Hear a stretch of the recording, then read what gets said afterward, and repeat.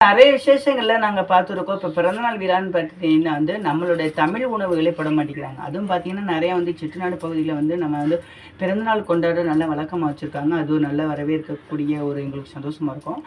அப்போ அந்த பிறந்தநாளுக்கு பார்த்தீங்கன்னா, பிரியாணி போடுறது, இந்த கேக்கு வெட்டுறது, இந்த மாரி ஒரு கலாச்சாரத்த கொண்டுட்டு வர உணவு முறையில முதலாவதாக நம்மளுடைய கலாச்சாரங்கள்ல மாற்றப்படும்போது, நாங்க எங்களுக்கு ரொம்ப ஒரு மன வருத்தமா இருக்கும். செட்டிநாடு பகுதியில பாரம்பரியத்தை வளர்க்கறதுக்கு முதலாவது இடத்த பிடிச்சிருக்கிறது இந்த உணவு தான். ஒவ்வொரு நிகழ்ச்சியிலயுமே அது காதுகுத்தா இருக்கட்டும், பிறந்தநாள் இருக்கட்டும், கல்யாணம் இருக்கட்டும், அந்த மாரி விஷேஷங்கள் அனைத்துலயுமே உணவ பிரதானமா வச்சிருக்காங்க.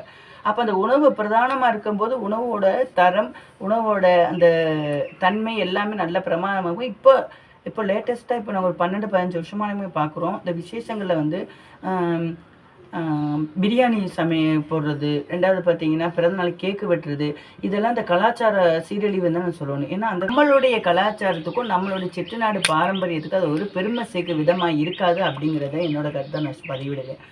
2வது இந்த இது கேக்கு வெட்டுறதுக்கு பதிலா சர்க்கரை பொங்கல், சுண்டல வச்சு நம்ம அக்கம் பக்கத்து வீட்டுக்கு குடுத்து, வர்ற குழந்தைகளுக்கு குடுத்து, அது புரோட்டீன்ஸ் நெறைய விட்டமின்ஸ்லாம் அதில நெறைய இருக்குன்னு சொல்றாங்க. அது நானா சொல்லல. ஆய்வகத்தில நான் பார்த்து சொல்றேன். அதனால தான் நான் ஆதாரத்தோட சொல்லணும். விழுந்த நீரத்துல நான் தைரியமா சொல்றேன். வேற ஒண்ணும் கிடையாது. அதே மாரி பார்த்தீங்கன்னா, விசேஷங்களுக்கு நீங்க பிரியாணி இந்த மாரி அசைவ உணவுகள போடுறத விட, சர்க்கரை பொங்கல், வெண்பொங்கல், பருப்பு சாதம், அதே மாரி பார்த்தீங்கன்னா, அந்த சர்க்கரை பொங்கல், புளியோதரை, பருப்பு சாதம், ஆ சீரக சாதம், இந்த மாரி நெறைய வெரைட்டீஸ் இருக்கு.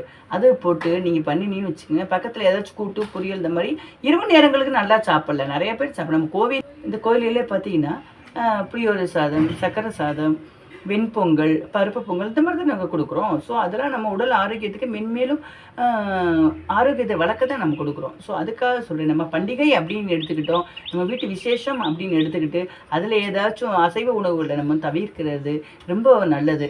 இது நான் எங்களுக்கு இந்த ஆர்டர் குடுக்குறீங்க. ஆர்டர் குடுக்குறதுக்காக நான் சொல்ல வரல.